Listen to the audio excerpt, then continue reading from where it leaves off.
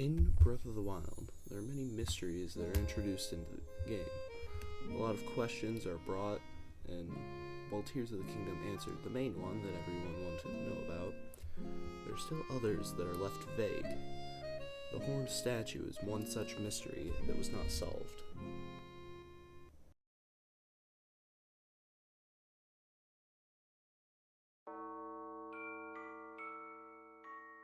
In Breath of the Wild, the horned statue exchanges your hearts for stamina, or the other way around. He's very useful if you previously wasted all your spirit orbs on one thing or the other, and would like to even it out a little. The horned statue describes himself as having once been a dealer in life and power, until the goddess Hylia began to disapprove of his deals and sealed him within the statue. What's strange here is that if you fail to obtain the Master Sword enough times, then the Great Deku Tree will recommend you visit the horned statue. This is strange for two reasons.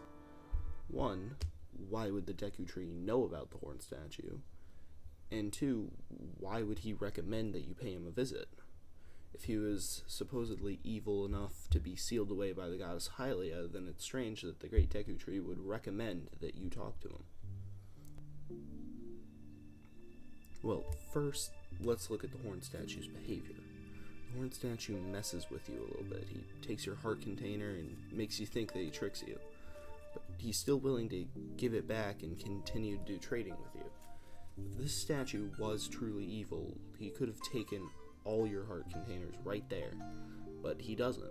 In fact, he gives the one he took back for free. You could argue that he gets more rupees by trading with Link, but he could have taken all your hearts and charged Link to get them back. No, the statue isn't evil. It's nice, but it just enjoys messing with people. Remind you of anyone?